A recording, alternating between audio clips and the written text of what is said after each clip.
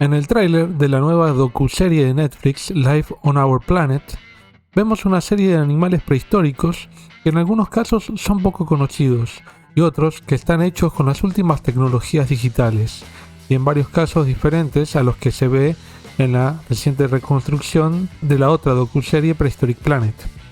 Así que en este video analizaremos en detalle los animales prehistóricos que aparecen en este tráiler. Así que seguime, suscríbete y dale like al video.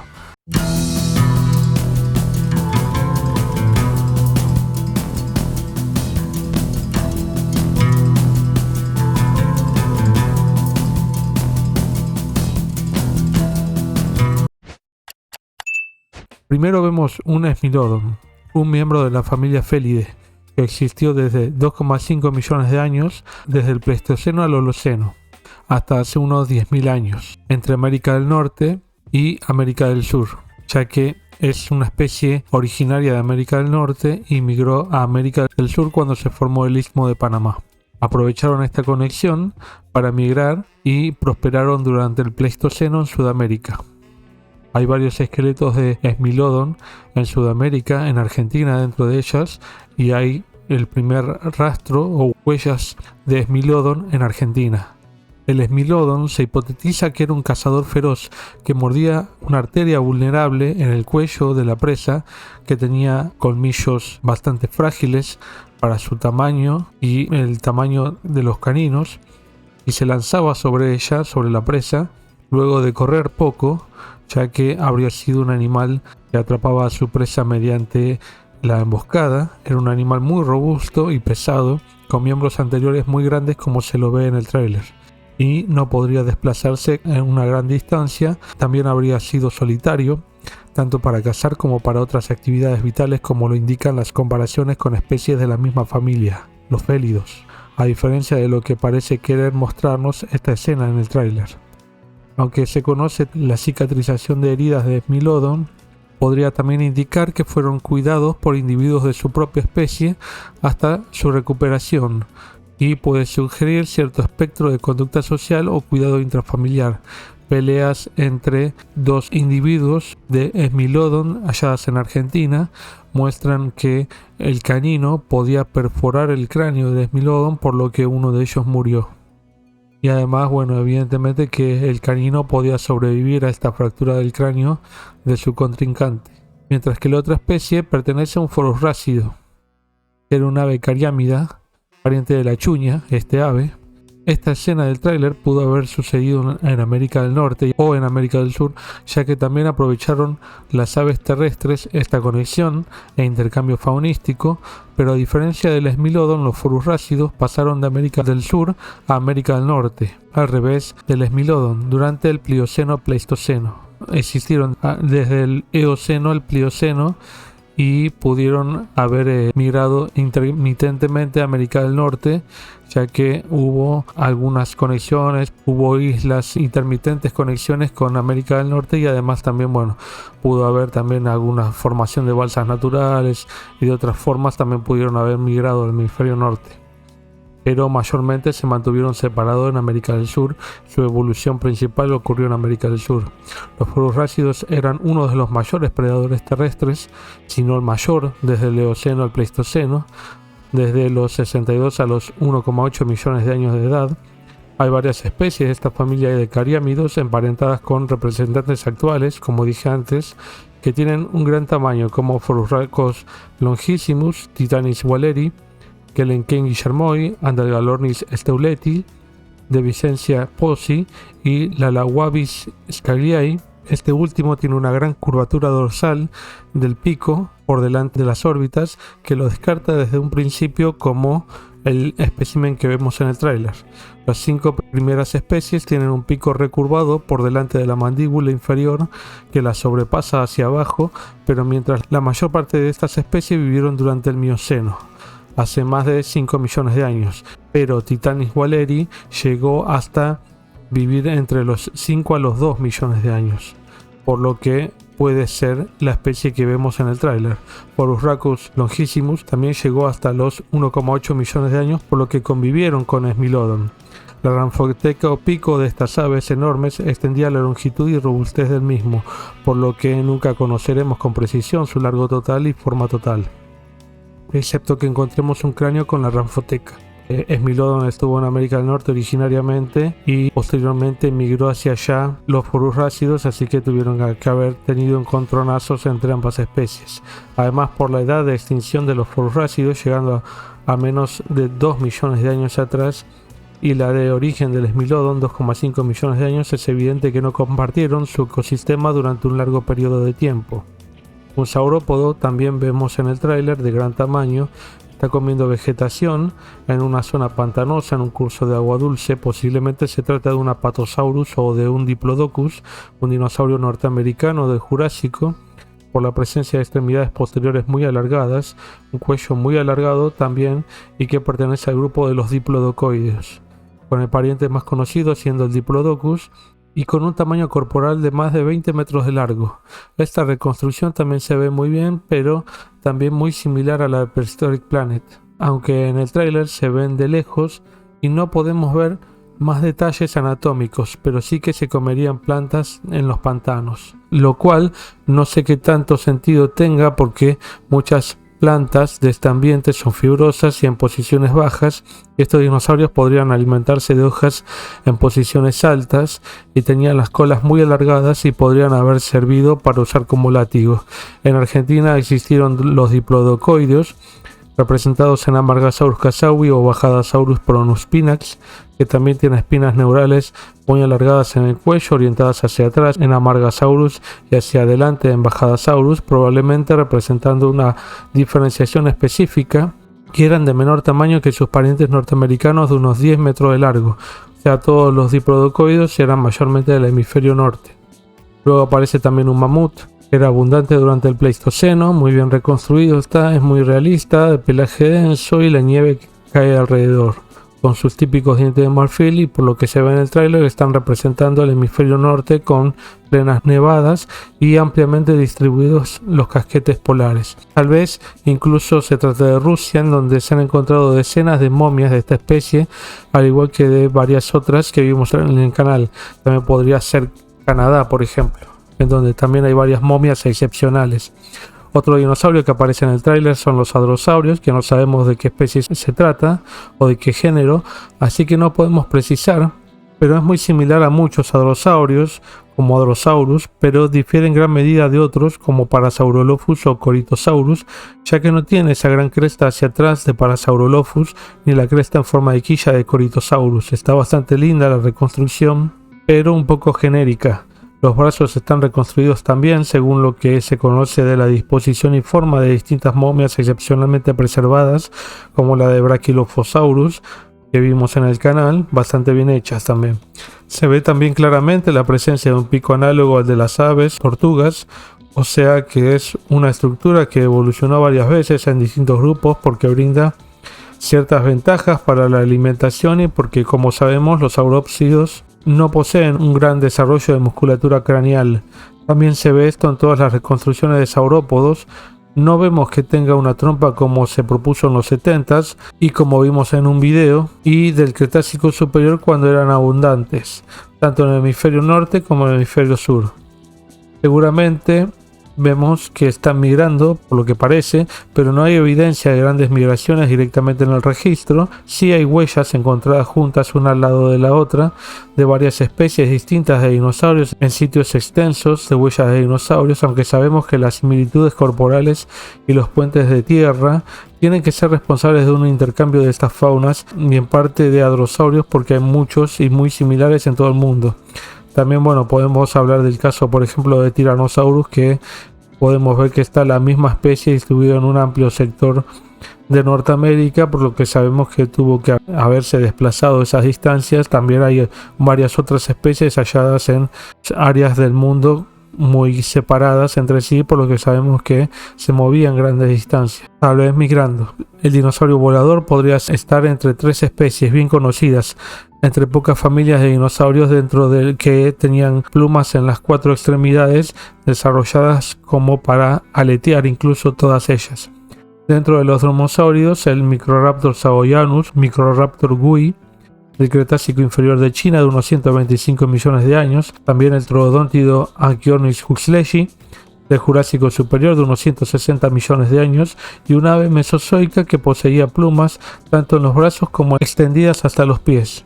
Las plumas extendidas por su cuerpo confunden más que ayudar a la identificación y esto los habría ayudado a planear, o sea, habrían tenido un vuelo no aleteado. Microraptor es un dromaeosáurido con plumas alargadas en la zona de los metatarsos y acortadas hacia el tibiotarso, una cola alargada y con plumas hacia el extremo distal y muy alargada. Se encontró que su color de plumas es negro brillante y iridiscente, por lo que difiere de la imagen que tenemos del dinosaurio del tráiler. Otro microraptorino también poseía este rasgo, Changuiraptor changi, pero no son del tipo vistas en el tráiler, y esto indica que el vuelo planeado en dromaeosáurido evolucionó dentro de la subfamilia Microraptorinae, que son divergentes dentro de los demás dromaeosáuridos en este rasgo, ya que las demás subfamilias no lo poseen. El troodóntido Anchiornis huxleyi, por su parte, era un dinosaurio no aviano con plumas distribuidas en todo su cuerpo, un penacho en la cabeza, incluso en su metatarso, que era más corto que en el Microraptor y se mantenía más continuo en largo con el tibiotarso, similar a lo que vemos en la imagen del tráiler. Y el dato clave es la coloración que tiene, que se pudo visualizar con metodologías de iluminación y estudio de los melanosomas, resultando en un color grisáceo en el cuerpo, plumas blancas con mechones negros, lo cual indica que el terópodo de la imagen es este dinosaurio, o sea, Anchiornis. Otro terópodo, en este caso aviano, es Spedopena, del cual se conoce solamente los pies, con plumas alargadas y relativamente homogéneas en longitud, lo cual lo descarta en esta identificación. Por último, el otro gran dinosaurio del tráiler es otra reconstrucción más del Tyrannosaurus Rex, del cual tenemos varios videos en este canal, el último de ellos sobre el origen y la evolución de este gran grupo de los tiranosaurios, muy similar a lo que vemos en Prehistoric Planet. La reconstrucción era de color verdoso, con rojizo en el cuello en el individuo que parece ser una hembra y filamentos plumáceos en el cuello que parecen más gruesos que los que vemos en Tyrannosaurus de Prehistoric Planet. El cráneo se ve bastante más suavizado en general que el de Prehistoric Planet, con una prominencia encima de los ojos bastante notable y que estaría en la realidad, pero es bastante más sobrio, o sea, más suavizado en el Tyrannosaurus del tráiler de Netflix, y en la realidad habría sido bastante más prominente posiblemente, con posiblemente una cubierta córnea, dientes metidos dentro del labio, como son las últimas reconstrucciones como vimos en videos del canal, y la región de los nasales entre las narinas externas y las órbitas con rugosidades y prominencias, pero más suaves que la de Prehistoric Planet. Las escamas del cráneo muestran algunas variaciones del tamaño y forma que no se conoce para los tiranosaurios, sino que lo que se sabe es que la forma de las escamas tenían algo de variación de tamaño, forma y de disposición, con posible correlato óseo en la forma de escamas, probablemente más grande delante de la fenestra anteorbital, y ornamentación en el cuerno labial, lacrimal y yugal, y un mentón en el dentario. Pero es probable que haya habido más variaciones en distintas áreas. Los pies tienen una serie de escamas y era arrugado o casi plegado entre el pie y la tibia o pata, que no se nota tanto en Prehistoric Planet. A mí me parece más lindo este diseño de Life on Our Planet de Netflix, la reconstrucción que hacen de la exuberante vegetación del Cretácico superior, cuando Norteamérica estaba separada al este y al oeste por un mar interno, es probable, pero no se sabe si era tan densa como la reconstruyen. También habían plantas con flores en esta época, ya eran abundantes, a diferencia de periodos previos del Mesozoico. Me sorprende que nunca hagan una reconstrucción de un ecosistema dominado por plantas con flores en el Cretácico. En el segundo tráiler, publicado hace unos días, vemos algunas cosas novedosas, tanto en la anatomía de distintos dinosaurios y otras criaturas nunca antes reconstruidas, al menos de esta forma. La primera escena muestra un huevo que parece ser de un dinosaurio, pero no lo vemos al dinosaurio. Podría ser un Diplodocus, que se ve más adelante en el tráiler. Estudios de desarrollo ontogenético revelaron que este dinosaurio, a medida que crecía, cambiaba de una alimentación generalista, comiendo un poco de todo, a una especialista en el adulto, y obviamente no masticaba como se lo ve en los juveniles del tráiler que lo hacen. Luego vemos un dinosaurio que no sé bien cuál puede ser, parece ser un sauropodomorfo, ancestro de los saurópodos porque anda en 4 patas. Tiene la cara, la región facial muy parecida a una lagartija, pero es evidentemente un dinosaurio. Ya lo veremos cuando estrenen la serie en octubre. Luego hay una imagen del probable Anchiornis siendo predado por un terópodo de gran tamaño. Que si estoy en lo correcto, Anchiornis, como es el Jurásico de China, el terópodo que la está acechando podría ser un alosauroideo como Monolophosaurus o Sinraptor que vivieron en ese periodo en China, ya que además no tiene plumas, el que vemos en el tráiler, y tiene un cráneo alargado con crestas a los costados, como estos dinosaurios, y tiene manos con 3 dedos. También en el caso del Tyrannosaurus se ven algunas imágenes más, se lo ve bastante más robusto que en el Prehistoric Planet, por ejemplo, o en otras reconstrucciones como el de Caminando con Dinosaurios, y uno de los individuos, que puede ser un macho, que se está frotando la cara con la hembra, parece tener un aparato ocular en la garganta, o sea, un ensanchamiento como bolsa en el cuello que podría reflejar que lo usaba como fin de apareamiento. Una vez más vemos el cuello como principal herramienta de exhibición a la hembra, en lugar del cráneo, en la zona de la región de la órbita, hacia la nariz, en la parte dorsal del cráneo, que es la parte donde hay más ornamentaciones en los fósiles, con tanto rugosidades como prominencias. Luego también hay un muy lindo predador con el aspecto de un terápsido con grandes dientes, como en algunos gorgonópsidos que eran sinápsidos emparentados con los mamíferos durante el periodo pérmico y principios del Triásico, o sea, al menos 270 millones de años, hasta hace unos 230 millones de años que se extinguieron en el Pérmico Triásico. En esta escena vemos un pez saliendo fuera del agua. Hay varias especies de sarcopterigios que hacen lo mismo. Este puede ser un pez actual, por ejemplo, que es el Cryptotora tamicola o Periophthalmus, que hacen exactamente lo mismo. Son 2 especies. Y bueno, en esa época en Carbonífero podría ser esto, de unos 340 millones de años, un poco más, un poco menos. Es el pez que aplasta a Homero Simpson cuando viaja al pasado, que el papá le dice que no modifique los eventos del pasado porque puede inferir en los del futuro, y bueno, es lo que pasa. Que también es del Carbonífero, unos 340 millones de años. Carbonífero superior, Pérmico inferior. También algunas especies llegaron a sobrevivir al Triásico. Algunas de estas especies son, por ejemplo, Cheliderpeton, Capetus o Cacops. Gerotórax, también hay Eriops, que es un poco más conocido, y bueno, eran carnívoros, ¿no? También hay un muy lindo gatito, que era un león de las cavernas, del cual hablamos en el video sobre momias de la última glaciación. De esta especie hay momias perfectamente preservadas de especímenes juveniles de unos 28.000 años de edad de Siberia. El último fósil del cual no hablamos ni vimos reconstrucciones de Caminando con Dinosaurios son los Dicinodontes, que es este sinápsido con dientes caniniformes grandes, pero habría tenido dieta herbívora y se extinguió en el Pérmico Triásico también. Podría haber pasado un poquito el Triásico a principios del Triásico inferior con los dinosaurios, existió un tiempo y luego se extinguieron junto con sus predadores.